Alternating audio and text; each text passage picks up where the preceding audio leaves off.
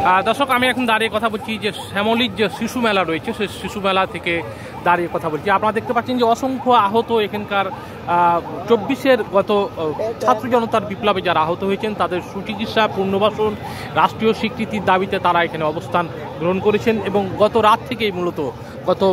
শনিবার রাত থেকেই মূলত তারা এখানে অবস্থান গ্রহণ করেছেন। তারা বলছেন যে তাদের দাবি দেওয়া না মানা পর্যন্ত তারা এই সড়ক ছেড়ে যাবেন না।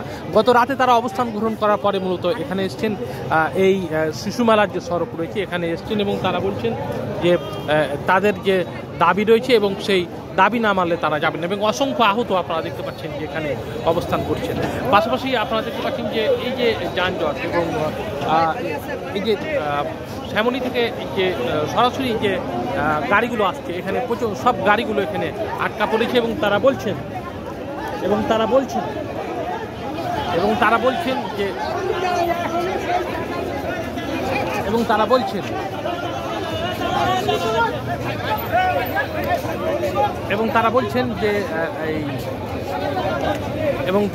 যে দ্রুত তাদের পুনর্বাসন করতে হবে এবং এখানে গাড়িগুলো আটকা পড়েছে এবং অনেক পথচারী এখানে মূলত তারা হেঁটে গন্তব্যস্থানে যাচ্ছেন এবং তারা বলছেন যে তাদের যে দাবি এই দাবি সরকার বাস্তবায়ন করছে না এবং সরকার বিভিন্ন টালবাহানা করছে এবং এই টালবাহানার কারণে তারা এখন মানবতার জীবনযাপন করছেন এবং আপনারা দেখতে পাচ্ছেন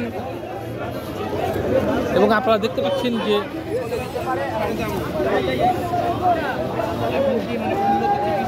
উন্নত চিকিৎসার জন্য আমাদের প্রতিটা আহত ভাইদের যে আর প্রয়োজনীয় বিদেশে নিলে আমাদের চোখ ভালো হবে, আমাদের পাও ভালো হবে, তাদেরকে বাহিরে রেফার করার জন্য আমরা মিডিয়া ভাইদের কাছে, দেশবাসীর কাছে আমরা এই কথাটা বলতে চাচ্ছি। আপনারা সবার কাছে আমাদের এই কথাগুলো ধরে তুলবেন। আর আমাদের বাংলাদেশে যে কোনো সরকার আসুক, আমাদের অবরোধ ধরে রাখার কারণে মানুষের যে দুর্ভোগ হচ্ছে এটা নিয়ে কি বলতে চান?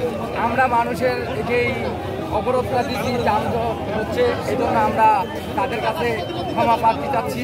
আমাদের যদি ভুল হয় মাফ করে দেবে। আর এখন যদি আমাদের উপদেষ্টার এরা এসে আমাদের দাবি দাবা মেনে নিত তাহলে আমরা। আপনার নাম কি? আমার নাম মোহাম্মদ আব্দুল সত্তার। আব্দুল সত্তার, আপনি কোথায় আহত হয়েছিলেন? খুলনা জেলা পাইকগাছা উপজেলা। ওখানে আহত হয়েছিলেন। আর আপনার নাম বলবেন? আমার নাম মোস্তফা মন্ডল। আপনি কোথায় আহত হয়েছিলেন? আমি বগুড়া জেলায় আহত হয়েছি, বগুড়া হাসপাতালে। আচ্ছা, তো চিকিৎসা নিচ্ছেন কি এখানে চক্ষু হাসপাতালে? তো কত তারিখ আহত হয়েছিল? আমি 18 জুলাই আহত হয়েছি। আচ্ছা, তো আপনার দাবি কি? আমার দাবি হচ্ছে যে রাষ্ট্র স্বীকৃতি দিতে হবে, উন্নত মানের ট্রিটমেন্ট দিতে হবে, ঠিক আছে, পুনর্বাসন দিতে হবে। দর্শক, আমি এখন দাঁড়িয়ে কথা বলছি মূলত যে শ্যামলীর পঙ্গু হাসপাতালের যে ডান দিক জাতীয় মানসিক স্বাস্থ্য ইনস্টিটিউট যে হাসপাতাল রয়েছে এবং আশা বিশ্ববিদ্যালয়ের যে ক্যাম্পাস রয়েছে তার সামনে থেকে আমি এখন দাঁড়িয়ে কথা বলছি।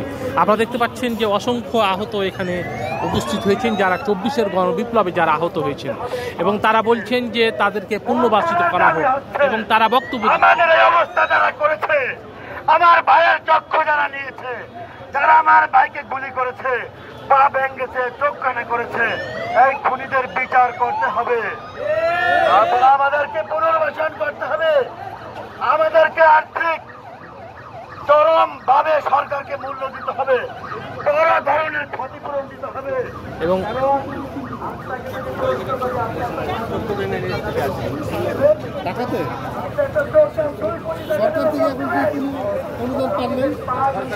সরকার বলতে কি আমি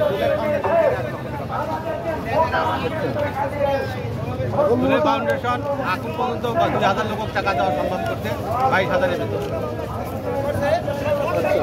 এখন পর্যন্ত ওরাও টাকা নিশ্চিত করতে পারে, আমাদেরকে পুনর্বাসন তা নিশ্চিত করতে পারে, আমাদেরকে হেলথ কার্ড দেওয়ার কথা সেটা নিশ্চিত করতে পারে, আমাদেরকে রাষ্ট্র স্বীকৃতি দেওয়ার কথা তা আজ পর্যন্ত দেয়নি। আমাদের অনেক দাবি আছে, চিকিৎসা দেওয়ার কথা সেটাও ব্যর্থ। আমাদেরকে কথা দেওয়া হয়, কথা মতো কাজ করা হয়।